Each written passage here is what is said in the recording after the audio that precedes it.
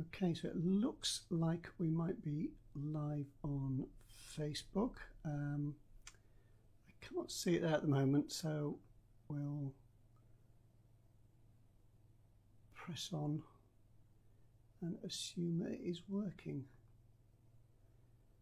Okay, I will just also start my belt and braces sound recording.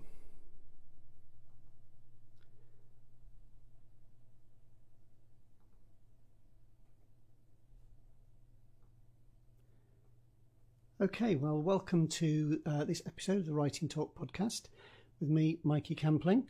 I am streaming this today, not on YouTube, but live onto the Facebook page, which is the Writing Talk podcast Facebook page. I'm going to do a bit more of a writing exercise to see how that goes, and we'll take it from there. Just a quick note, a bit of sort of housekeeping. If you were a follower of the podcast for some time in the past and you'd subscribed using one of the services like Stitcher or something like that, I'm sorry if you've got pings saying there are lots and lots of new episodes. The actual website where the feed comes from had some sort of catastrophic disaster and I couldn't recover it. Normally I can get through these problems in WordPress, but it just became a total mess and I couldn't get the posts recovered. So what I've done for the moment is just go through and quickly put in sort of a placeholder post which does have the audio of the podcast. Unfortunately, that then pings the services, which I didn't quite realise, and it looked like there's lots and lots of new episodes. So as far as I know at the moment, still early days when this relaunch of the podcast, but I think this is episode 27, and the only new recent one was 26, I think. So if it's in a muddle, please bear with me while I get that sorted out. I still haven't got all the old episodes put back, but I will get there. Okay, enough wibbling on. We'll see how it goes. Well, hopefully it's going onto Facebook, but I'm recording the audio anyway, so fingers crossed that works. I'm hoping then to upload it to YouTube if I can do it that way. I'm really not certain that I can at the moment, but perhaps I can download it then re-upload it. We'll see. Okay, so on to the live writing portion of the show. So what I thought I would do is an idea that I mentioned at the end of the previous episode, was that I'd take the quite painful bit of writing that I did the other day, and thanks to Josie who commented on the Facebook page that it was good to see somebody struggling with something.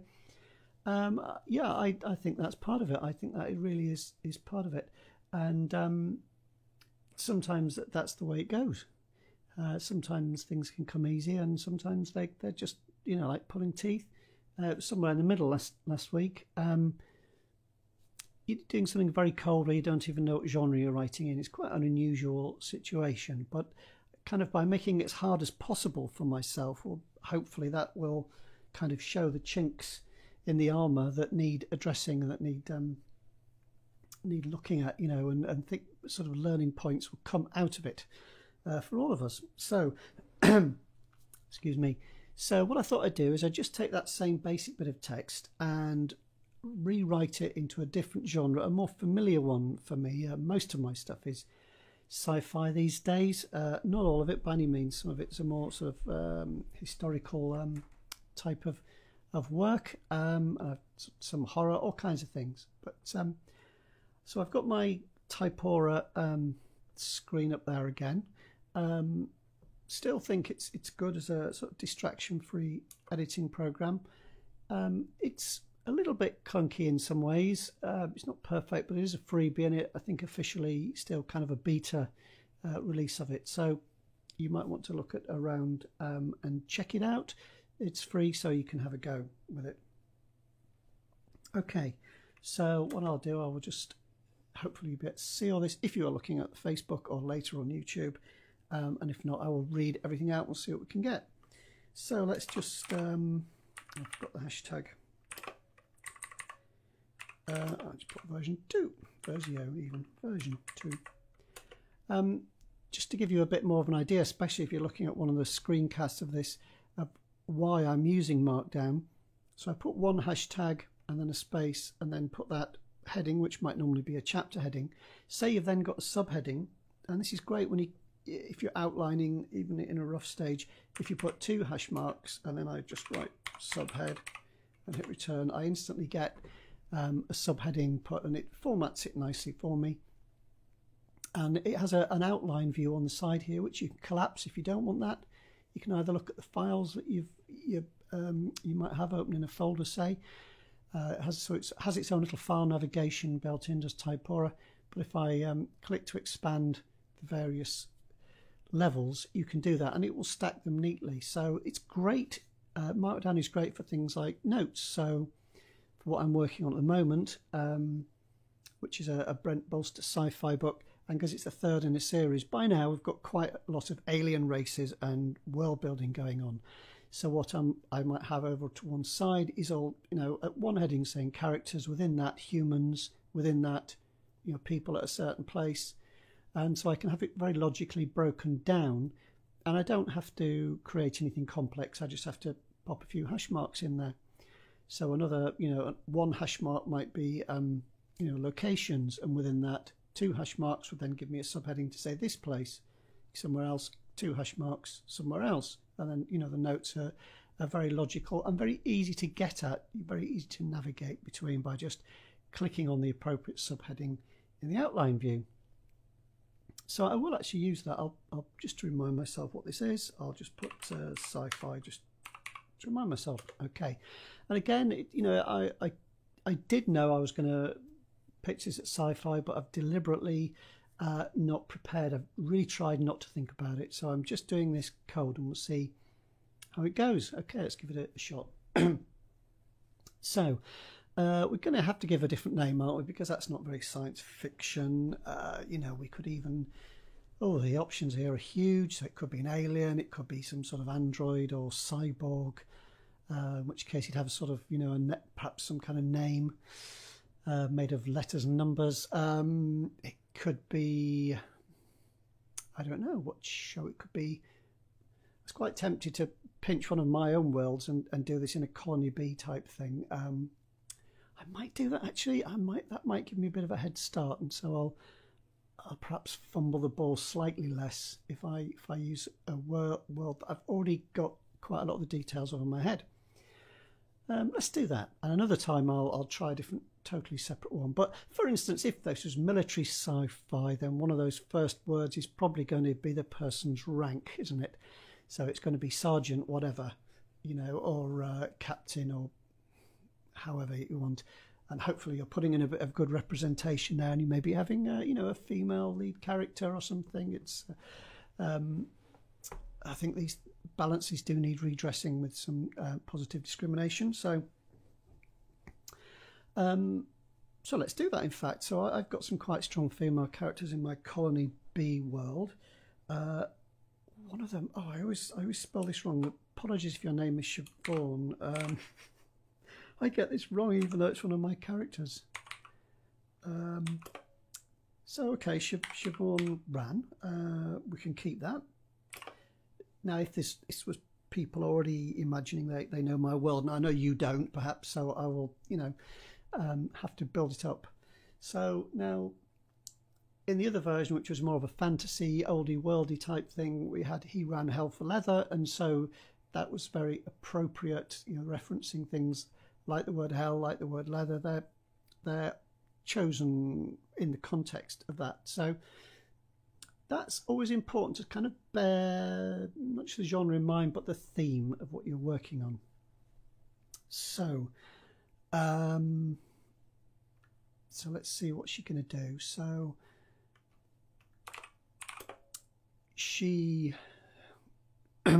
so for Colony B, in the world of Colony B, a lot of people live upon a hillside, so we'll take it on there, which fits in with the original picture that inspired this piece was, I think, pretty sure it's Mont Saint Michel, so a very steep slope on an island with a church on top.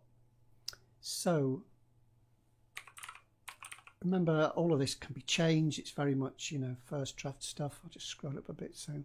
See, there is a typewriter scrolling mode in Typora, but I don't like it. It's a bit jumps up and down, and that kind of thing can put a crimp in your day, so I don't like to do it. So she dashed headlong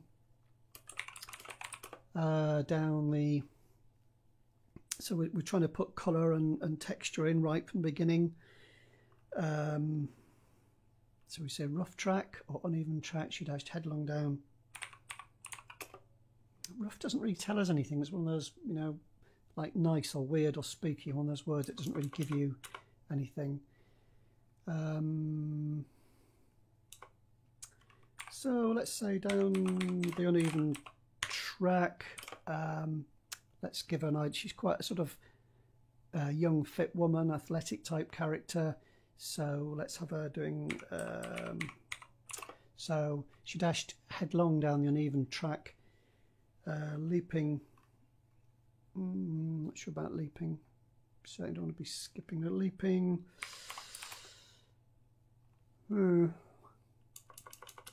Leaping from... I almost want to say ridge.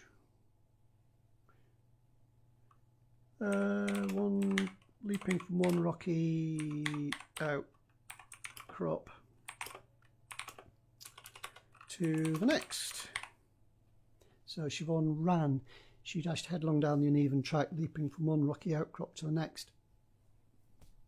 I mean, again, you know, we've got a little bit of the readers thinking, why is she running straight away? So that gives us a little bit of an insight into that. So in the fantasy type one, we had references to demons and so on, demons nipping at somebody's heels with their curved claws. Well, we don't want that, so we'll just kind of cut that type of colour and texture for another one. So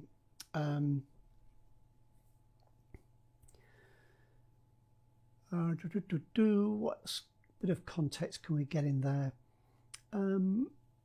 It might be at this point in a sci-fi story that somebody could be in, say, an EVA suit, in which case that would be a perfect time to put that in. It could be that they have gravity boots on or something. Perfect time to put that in.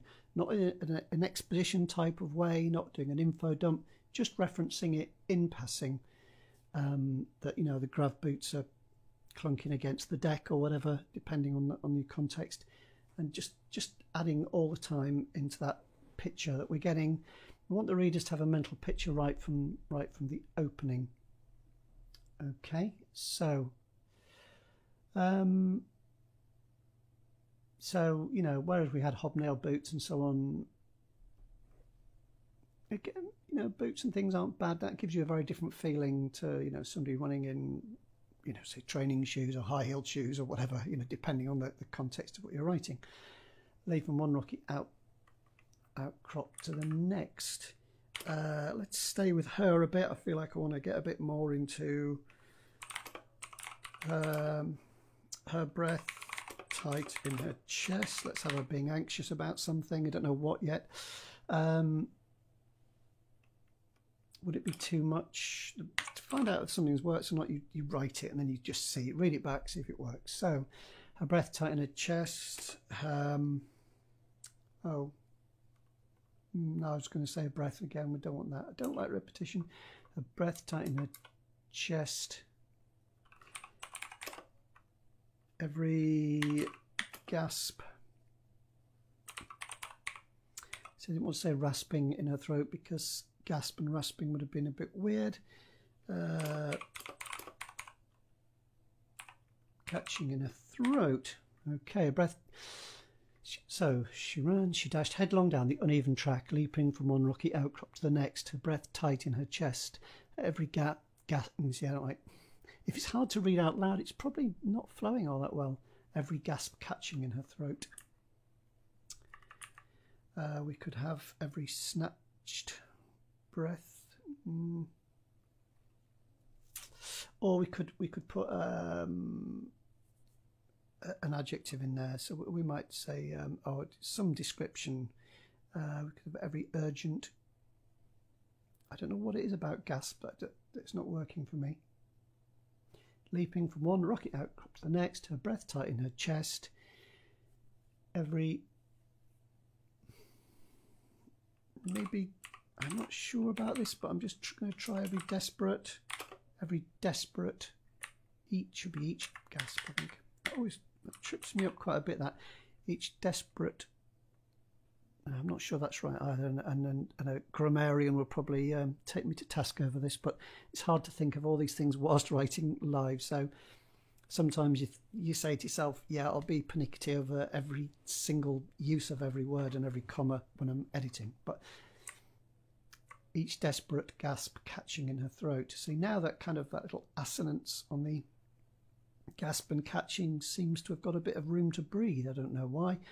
Perhaps it's the A sound in desperate, that's desperate gasp catching in her throat. That feels like it's okay. Sometimes words need a little bit of room to breathe. Okay, and the fact that her chest is tight,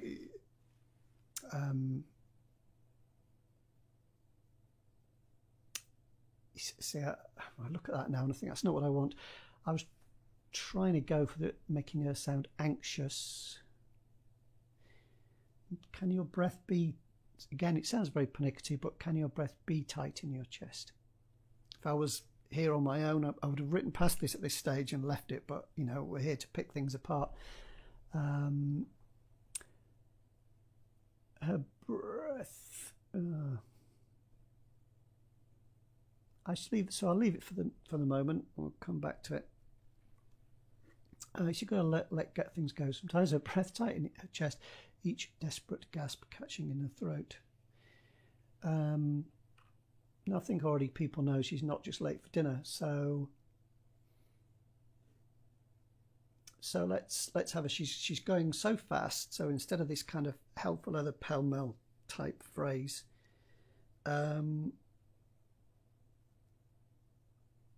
so I said leaping, so cresting a ridge.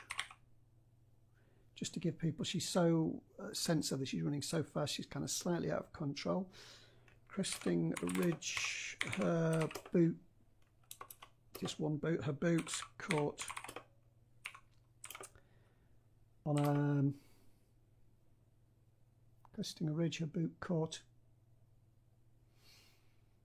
Or we could have it slipping.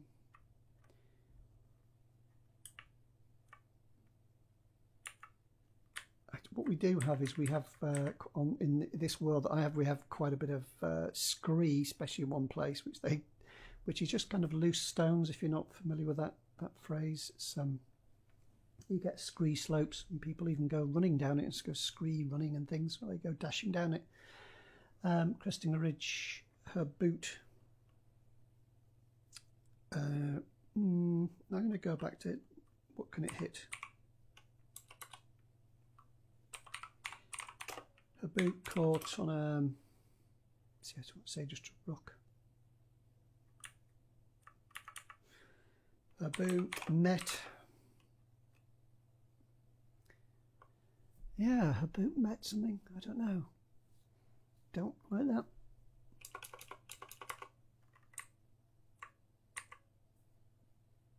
What's holding me up here a little bit is that I know I've already used quite a lot of the phrases that I would have slotted in easily there. So I've already had rocky outcrop.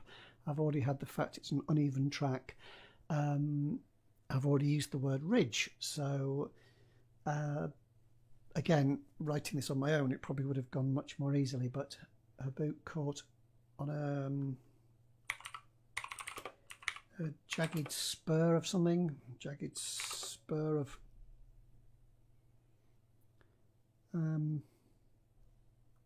can't be a boulder, can it?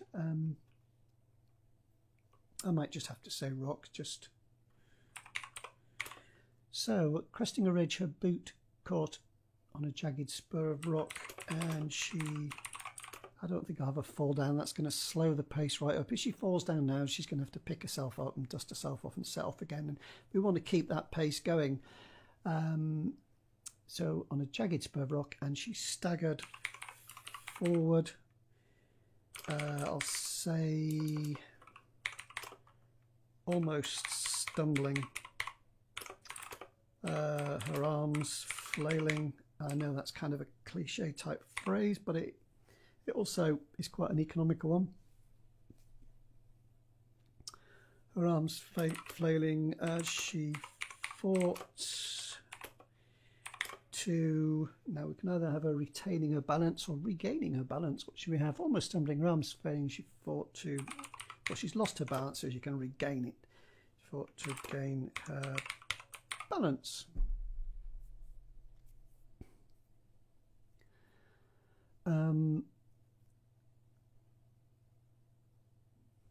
Okay, I might just do a semicolon there and say whatever else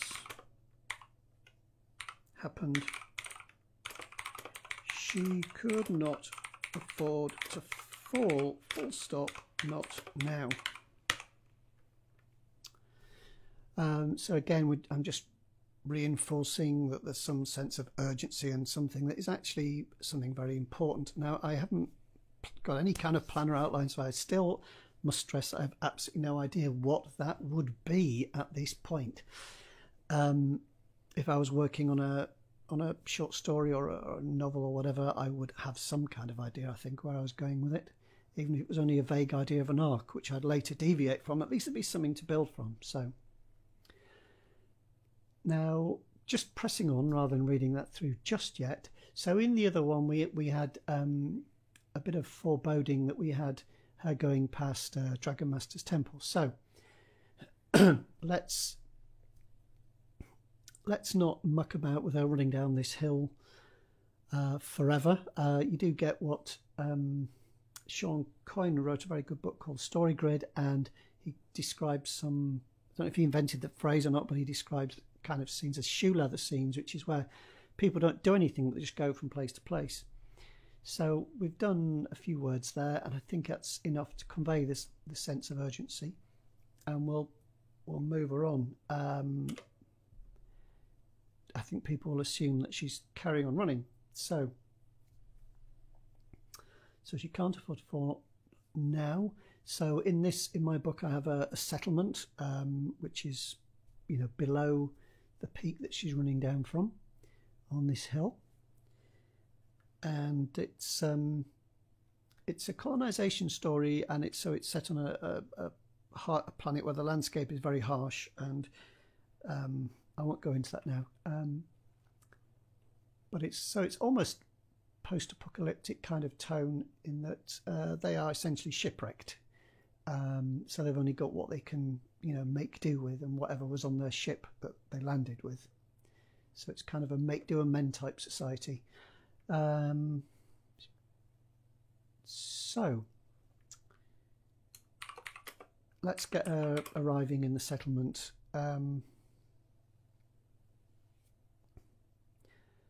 So let's, as she, no, I don't like that as, let's just say ahead. Let's do a bit of a time of day thing. We could have it evening. I don't know why, but I feel like doing it early morning. So let's stick with an evening thing for the moment, though. So we'll say ahead.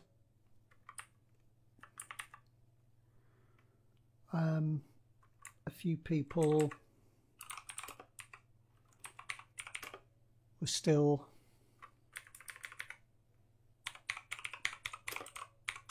milling about. I don't really like that in the settlement.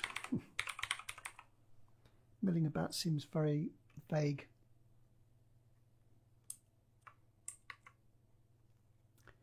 I kind of think, well, why would there be? It's like when you write something vague, it can seem easy at the time, and then you realise that you haven't got a clear picture in your mind. And I think the more concrete you can be in your mind with a scene, the better you can paint it on the page. So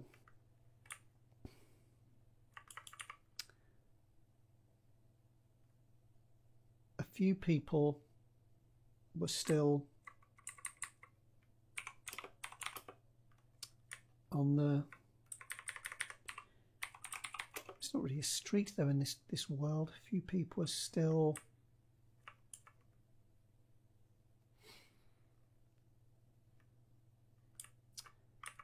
Ahead, a few people still have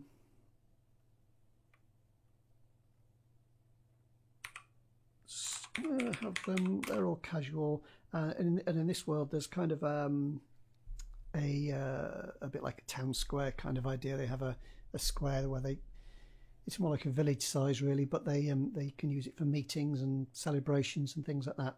So I had a few people still strolling toward the square. It's a little while since I finished those books as they are at the moment, though there may be more, who knows, but the main kind of stories are fairly tied up. So it doesn't mean I would normally have my world building things to one side, and I don't have those. So a few people still strolling toward the square, and let's have them, you know, in a festive mood.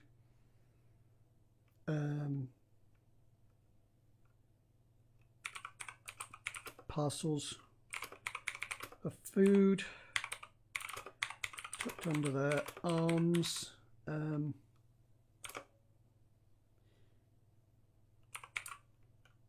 can't remember what I normally call the bot. They do sort of, as you might imagine, brew up their own kind of beer.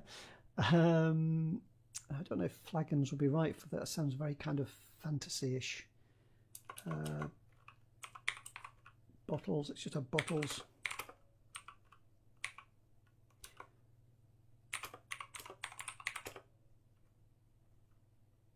Parcel of food to their arms, bottles of ale. Let's just have them rattling. And plastic crates. So I had a few people still strolling toward the square, parcels of food tucked under their arms, bottles of ale rattling in plastic crates. I'll say as they gathered for the, again making this up as I go, I've almost said annual bonfire doesn't work in this context because they have them more often as they gathered for the I don't know, just for the moment I'm going to say the traditional bonfire, and it kind of is a fairly loaded word that it suggests it's something they do regularly, so I would have to go back and do a bit more world building thought into that and decide why it's traditional, I think, but it's a bit tricky here. So in the constraints of the time we've got, you know, if you put weekly bonfire or picnic or whatever, that would be a different sort of context. So so we've got the fact that that few people are still, if they're still about, it does suggest that it's kind of evening, but I haven't really spelt it out totally.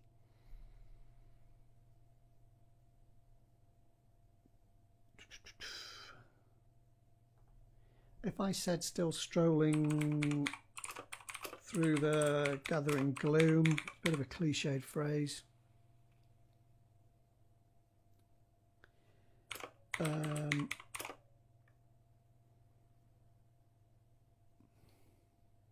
Now I'm not sure, sometimes you tinker with the beginning of the sentence and the end doesn't work anymore and it has to be split up. So ahead, a few people still strolling through the gathering gloom, heading toward the square. Don't like it, so I'm going to put a full stop there. Through the gathering gloom, they'd be I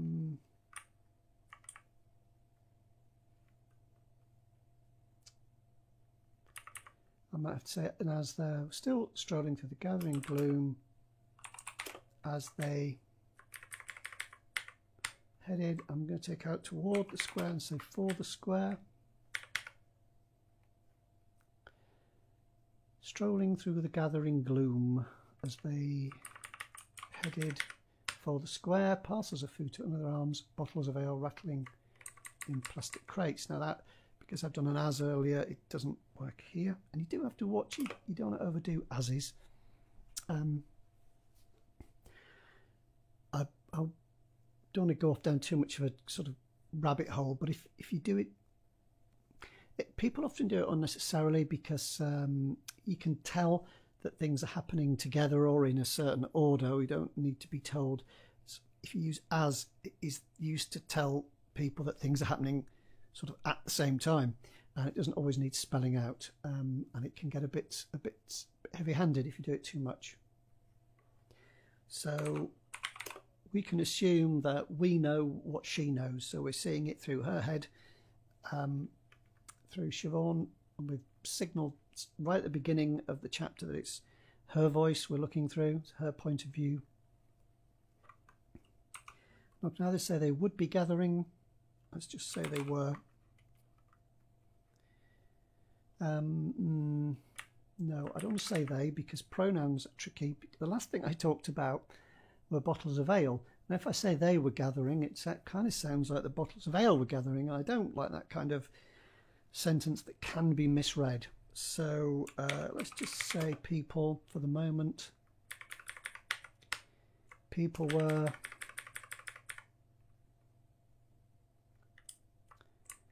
gathering for the traditional bonfire.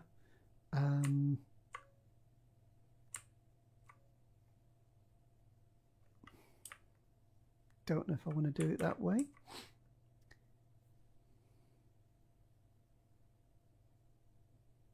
We could have them in a kind of a holiday mood. We could just paint that on a bit, give it a contrast with her mood. She's obviously worried about something, so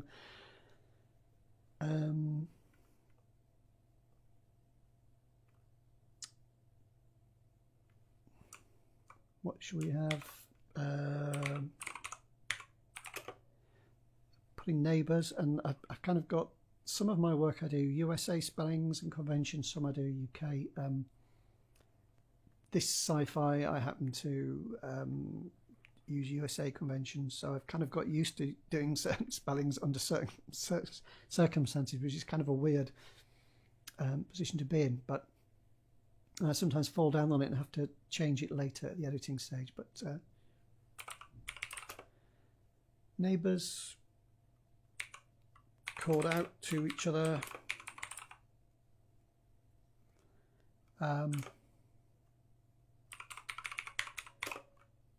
swapping jokes.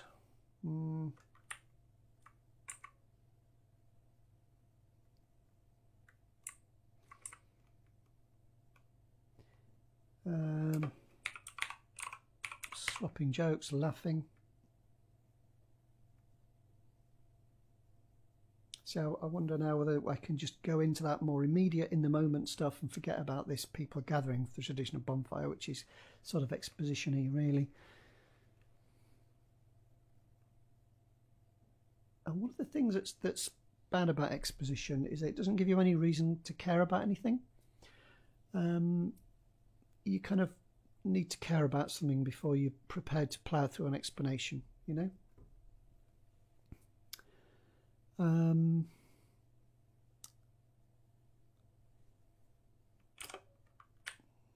So I'm going to delete that bit about traditional bonfire because, you know, we don't know where they're going. We don't know enough to care about it yet. So we can already tell from what we've put that they are in a happy mood. Swapping jokes, laughing, slapping each other on the back, maybe.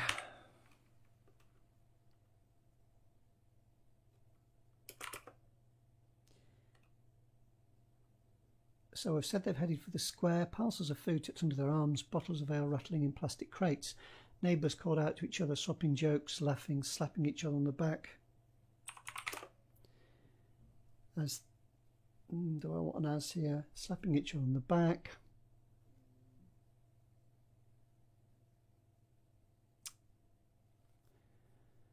Neighbours called out to each other, swapping jokes, laughing, slapping each other on the back.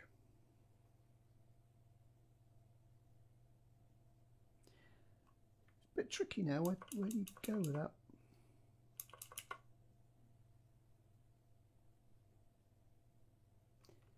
So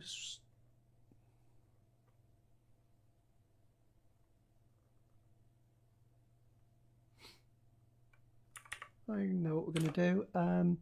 So sorry, some of it, when there's pauses and, you know, my head is sort of, or the gears are going around at top speed, I am thinking about the scene, and I'm thinking about the houses around, and I kind of feel that's what's missing. And a little part of my brain is just starting to look a little bit ahead, which is kind of a routine that you get into. And I think that's why people talk so much about getting in the flow, is that, you know, you're writing one sentence and a part of your brain is looking ahead to what the one after it is going to be. So, you know, on a paragraph level and a scene level, you know, you're dealing with one and your brain is starting to develop the next one. And if you can keep that going, then they kind of follow on and you get kind of on a roll. And that's why distractions can be very, very bad, and why things like sprints and concentrated writing sessions can be good, where you're not allowed to do anything else. Because if you keep breaking that flow of thought, you don't get into it. You don't. It's already quite a mental juggling trick to be writing one thing while another part of your brain is doing something else. You know, it's already hard enough, but giving a break in the middle makes it that much tougher, and it just slips and it's gone, and it's hard to get it back again. So quite hard to do in this context of streaming it and recording it. So I've got the neighbours slapping each on the back, let's say, and lamps, and that's a deliberate choice of word because they're a bit short on things like electricity in this world. They do have some solar powered devices they can use, but not many. Lamps glowing, for the want of a better word.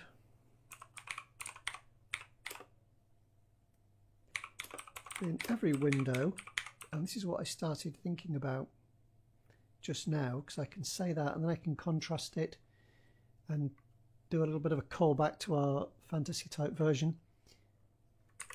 I'm just going to say every window except one. A little fragment there. It's not a complete sentence, but every window except one just has a bit more. A little fragment here and there can give a bit of impact. If you're not sure what I mean by a fragment, just means a chunk of a sentence, but not a complete sentence. No verb in there. So I don't like to get tied up too much with grammatical terms. They are useful sometimes, but then again, they are sometimes taught differently and in different countries of the world using different names. And that can get very confusing, so I won't go into that too much. So having established every window as, you know, glowing lamps glowing in them except for one, we now know that we're talking about that one. So in the other version, Harold slowed his pace as he went past a temple. Here it's handy because I've got a sort of a baddie character that I can call to mind, called Mac, which is short for McIntyre is his surname, but everybody calls him Mac in the settlement, so we can do a similar kind of thing. So I might even just use that phrase again just to get a bit of momentum going. So Siobhan slowed her pace.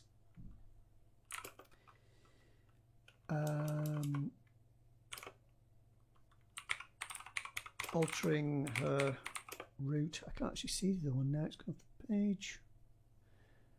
Veering to the far side of the street. Yeah, okay.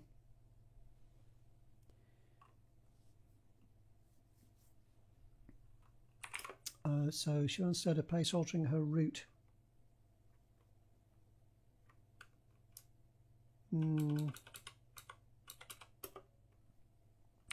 I'm going to say she just slowed it a little because she's really anxious about something. She really wants to get this news or whatever it is. She wants to slow her pace a little.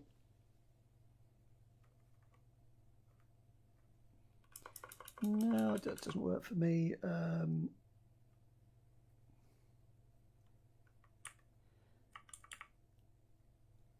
Wait.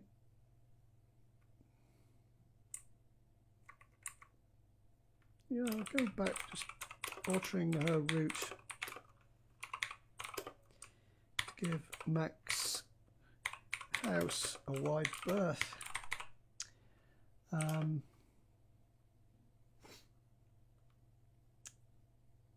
So I'm going to have her glancing over there. I want to say despite herself, but I don't really like that phrase.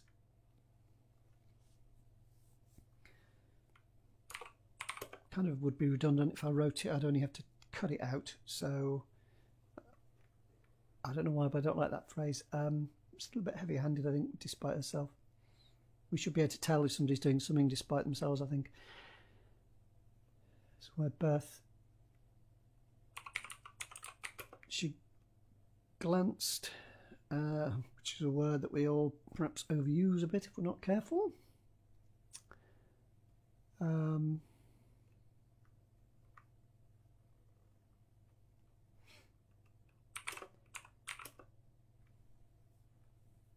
She glanced. This is a little bit easier for me because I know what in my head what Max's house looks like, I know what his garden looks like, and so on. She glanced past the tangled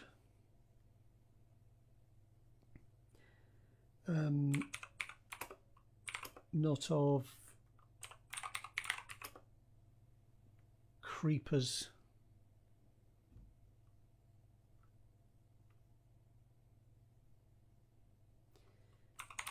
Where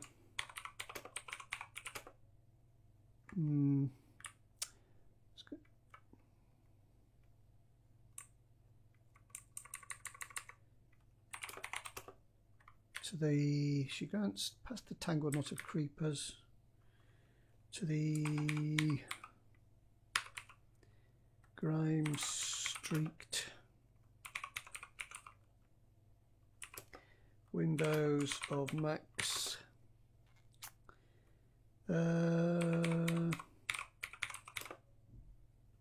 Tumble down. Do you know, I can't remember what they call them now.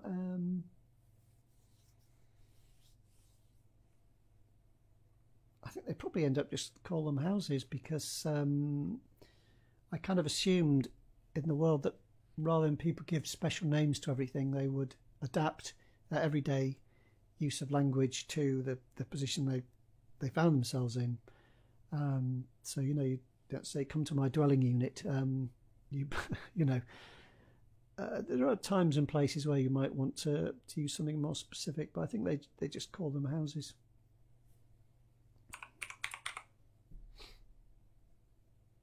So she glanced past the tangled knot of creepers to the grime-streaked windows of Max's tumble-down house.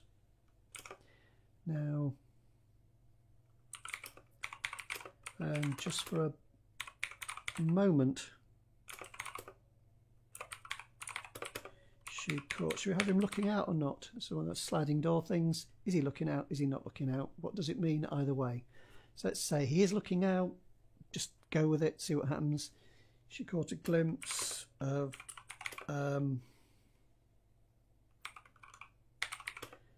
dark eyes. No, she might see. Would you see his eyes? A glimpse of pale face,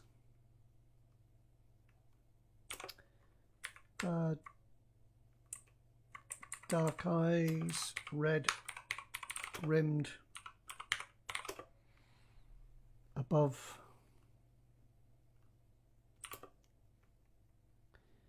dark eyes, red rimmed above I want to say a tangle and I can't because I just had it. I don't know, an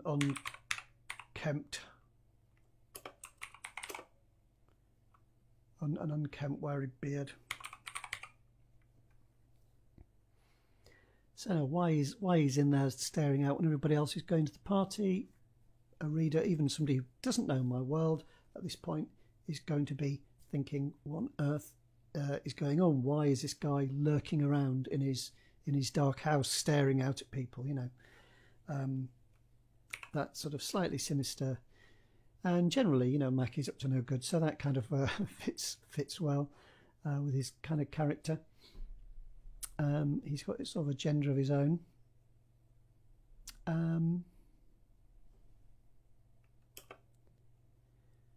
So let me just read back to myself. So Siobhan slowed her pace, altering her route to give Mac's house a wide berth. She glanced past the tangled knot of creepers to the grime-streaked windows of Mac's tumble-down house, and just for a moment she caught a glimpse of a pale face, dark eyes red-rimmed above an unkempt wiry beard. Not totally keen on the unkempt wiry beard, but that's something I'll be looking to change later. Something I'm not... Why don't I like it? It's almost a little bit too specific to say it's wiry. It's supposed to be she can hardly see him, so I don't know. She might be able to tell that it's what colour it is or something, or that it's long. Straggly. If I say straggly, I don't need to say unkempt. I would have liked to say tangled, but I don't particularly want to get rid of the tangled earlier. Whereas thesaurus comes in at the editing stage. above the straggly mass.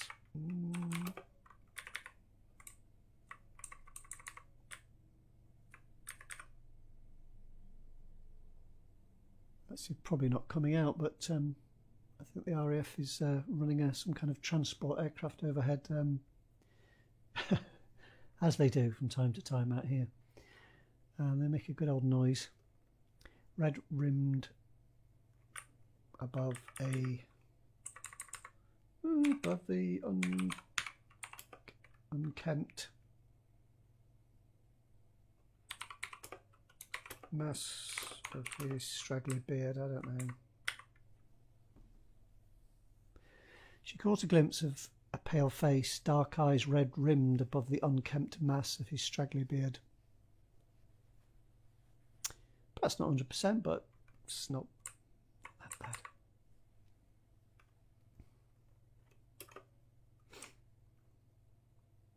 Might be nice to put. We haven't had any thoughts or any dialogue yet.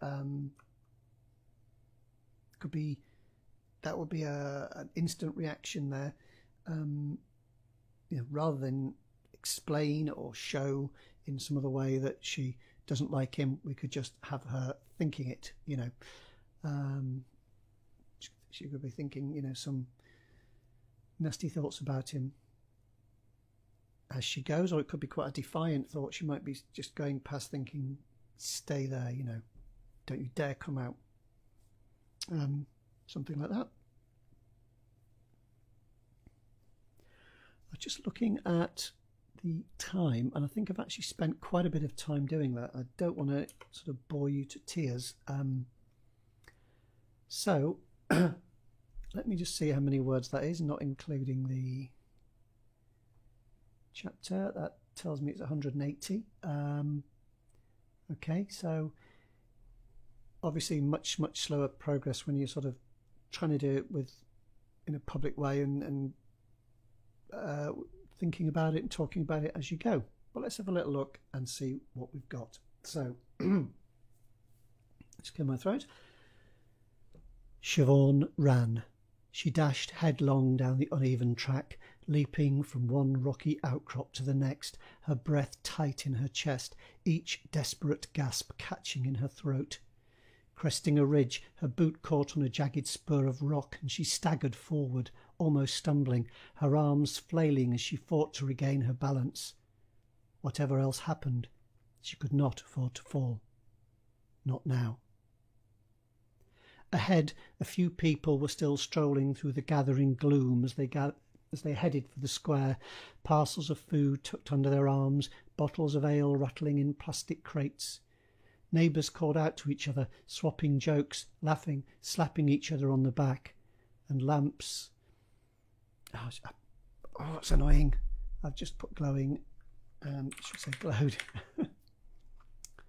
So I'll go back. Neighbours called out to each other, swapping jokes, laughing, slapping each other on the back, and lamps glowed brightly in every window. Every window, except one. Siobhan slowed her pace, altering her route to give Mac's house a wide berth. She glanced past the tangled knot of creepers to the grime-streaked windows of Mac's tumble-down house, and just for a moment she caught a glimpse of a pale face, dark eyes red-rimmed above the unkempt mass of his straggly beard. And I think, bearing in mind it's just come sort of from nothing, it gives us a little bit of a feeling of an opening section, and whether you'd get sci-fi and the sort of the colonisation bit from that, you'd have to look very carefully and say possibly not. That at the moment that could be pretty much anything. It could certainly be post-apocalyptic or something like that.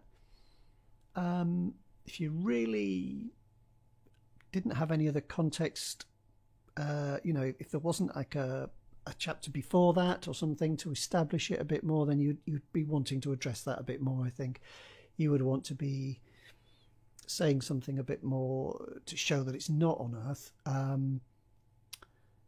If you were writing this, somewhere else, like it could be on a big sort of huge ship or something that's trundling through space, you can reference decks, you can reference lights, you can reference gravity boots, or some other kind of whatever you're doing to deal with your gravity. Perhaps you haven't got artificial gravity.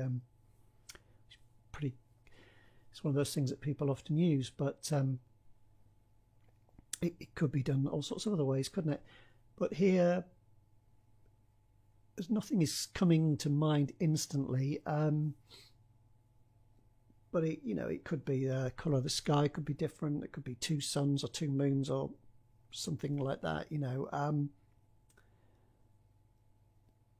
For people who've read those books, I would be able to feed into that very quickly because I could reference, plants and various things that they would recognise from having read the other books in that series.